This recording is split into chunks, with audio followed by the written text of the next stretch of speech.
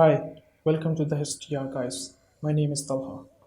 In the last video, we know about the Sultan Suleiman the Magnificent. He was the 10th and the longest reigning Sultan of the Ottoman dynasty from the 1520 until his death in 1566.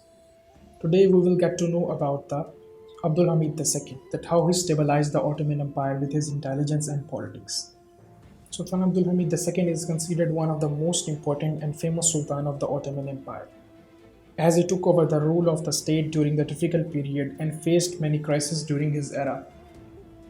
Sultan Abdul Hamid II ruled the Ottoman Empire for nearly 33 years, and he achieved many achievements during his time, the famous of which was the Hijaz Railway, in addition to strengthening the defenses of the Çanakkale area, spreading education, opening schools, and establishing factories.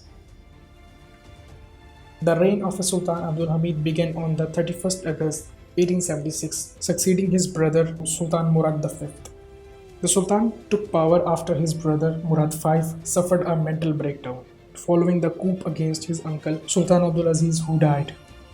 Sultan took the power during a difficult period as the Ottoman Empire was facing major financial problems and bloody revolutions in the Balkans sparked by nationalist elements.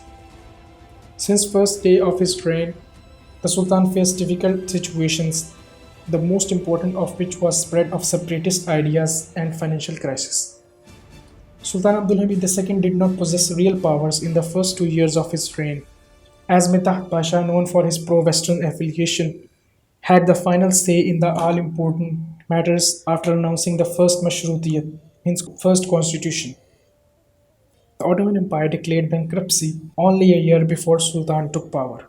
Unrest and revolutions in the empire erupted in Bosnia, Herzegovina, Bulgaria, and Serbia. In the next part of video, we will get to know about the Ottoman-Russian War. Thanks for watching.